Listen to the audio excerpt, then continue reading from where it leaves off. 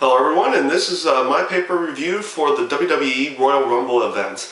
And honestly, I've been reading some other reviews. I know I'm doing this one a little bit later than than some of the others, but after reading some of the other ones, it's pretty much the thoughts that most people went down hating it. And in all honesty, I actually kind of like the pay-per-view. I thought it was extremely well done.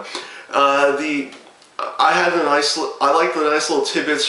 They had time to fill instead of filling it with some stupid skit or something really overly corny. They at least did it with matches, albeit one of them being a squash match. And honestly, the Divas match, that was the filler right between the Cena Kane match and the first match with the World Heavyweight title. It wasn't a bad tag team match. It lasted longer than your typical Raw match ever did, and it put over Beth Phoenix as dominant. I was absolutely all right with what they did there. Now I'm going to go into what the matches that they did advertise. The World Heavyweight title match right at the beginning, the Steel Cage match. And in all honesty, I thought it was a little short, if anything. I did, like I said, going into the pay-per-view, I did like the whole random factor with all three of these guys really hating each other. And I think it came off across really well in this match. And of course, you had Daniel Bryan doing his little tidbit. He's the smallest guy in the ring. The thing that he's going to mainly need to try to do is find a way outside of the cage. So the ending of the match, honestly, I thought was fine and actually semi-logical for once in a cage match. There's been plenty of times that you've seen somebody hanging by someone else's arm and all they have to do is let go and they win. And that's what Daniel Bryan pretty much did. He let go of the Big Show's arm and he fell down, he won. So it was actually a little bit of a nice change to see a bit of logic being thrown in there. I personally like Daniel Bryan.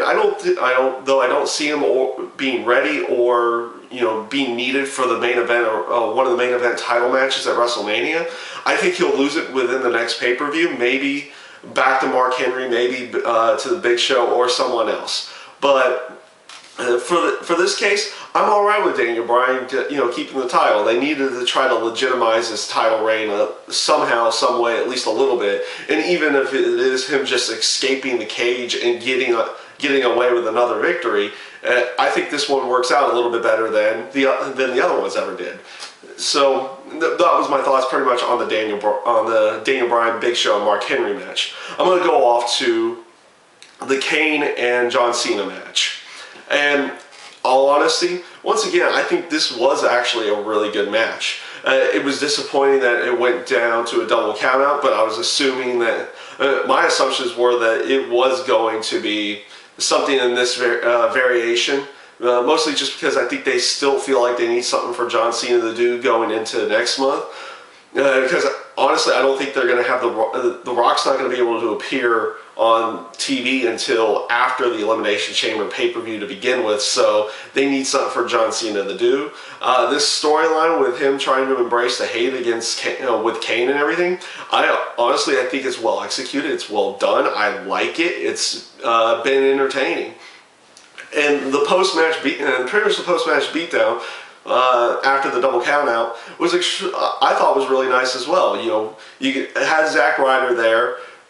Before the match, you saw Zack Ryder there. You saw and having John Laurinaitis talking to him, and then Eve telling him off. And I'll get into another little tidbit after that. But so you had a feeling that Zack Ryder was going to be in there somehow. And all honesty, I felt like it was well done.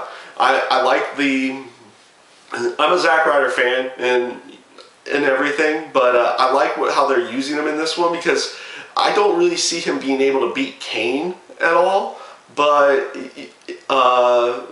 using him to get to John, I think was actually a good idea. And pretty much that entire aspect of the post-match beatdown where Kane takes out John for a period of time, sees Zack Ryder's dressing room, and kicking down the door and dragging him out there was well done. I liked the little tidbit with Eve. I wish they would do something where she would at least attempt to attack Kane or something in the, it wouldn't have been smart or prudent, but it would have been interesting if they would have gone that route. But honestly, in the aspect for her, you know, she cried on cue. So, and all, she seemed terrified. She could cry on cue. I think she did a great job. And her little lines and tidbits that she did to John Laurinaitis before that match began in the backstage segment, I thought were good as well. Having John Cena come back out there after the Tombstone Piledriver to Zack Ryder, I thought was a nice little tidbit. You know, trying to get a little bit of revenge but failing to do so. Like I said, I like this storyline, and I want to see it go further and continue on. Obviously, at least into the next month. Maybe they could put it on hold after the Elimination Chamber and continue it after WrestleMania. Who knows where they can go with it? I personally liked it. Next match for me to go into is obviously the Dolph Ziggler and CM Punk WWE title match. Honestly, this was a great match in my mind. You had the whole little thing going in there. It was just a great wrestling match in there, and then you had the whole little John Laurinaitis thing going on with, you know, after the ref bump, CM Punk had him beat 3 times. And, you know, Laurinaitis wasn't in there. The other ref was still kind of woozying out of it. It made you get that feeling. It's like, okay, this is how he's going to screw Punk over. Because, you know, he's going to give Dolph Ziggler chance after chance after chance because he's either attending to the referee or trying to get that referee back in. And Punk's eventually going to have him beat, but not get a pinfall or no one can see the submission. And Ziggler was going to come out with a victory somehow. And all honesty, I'm kind of glad they didn't really put Ziggler with the belt yet. And in the aspects of, you know, he's a great talent. He still needs some time. This is obviously, I think this is his little testing ground going in there. And I like how WWE will use the beginning of the year to be a little testing ground for someone they want to be in the WWE title picture. And I think Dolph Ziggler did a great job in this storyline. I think he will be in the title pictures, and eventually he will get a title reign that's, you know, longer than a night or longer than a couple hours. So it will be. I think the match itself was well done. Everything was well done with it. I like the storyline that they did with it, and we'll see where they go on from this. Obviously, you have the whole Triple H coming back tomorrow night to do the job review with John Laurinaitis. Let's see what they do. Honestly, I think I see Laurinaitis keeping the position for a little while. He's got awful on the camera, but I see them keeping him on as interim general manager for storyline purposes with CM Punk for at least a little bit longer. Not too much longer, though. Now, the last thing to get into is the Royal Rumble match. And in all honesty, while watching this, it's like, okay, you got Miz in there really early. You had Cody Rhodes in there really early. I was expecting them to last until number 30 came out. And I was pretty much right about that. They did have great showings for Cody Rhodes and The Miz. And that was great to see. The one thing that I've noticed about this match over the years, and this has definitely changed because I've watched Rumble matches from the 90s, early 2000s, and into currently as well. And honestly, it's changed with the times because the Rumble match is not only just a good way of boosting somebody going into WrestleMania, either it be the normal person that you would see like a already main eventer, or their mid-card that they want to push into the main event going into WrestleMania, but it's also become a nostalgia match. It's become like for that moment of pop when you see somebody, like when you were a little kid watching this and they come out there. And pretty much the only thing that I was disappointed with was that all 3 announcers were in the match. I would have been all right with just King and Booker, and, you know, Cole berate them for doing so for like the next week or something like that. But having Cole in the match was, you know, I felt was a waste of time. But I think they rectified that really quickly by having Karma come out. I was all right with the 2 returns that they did do.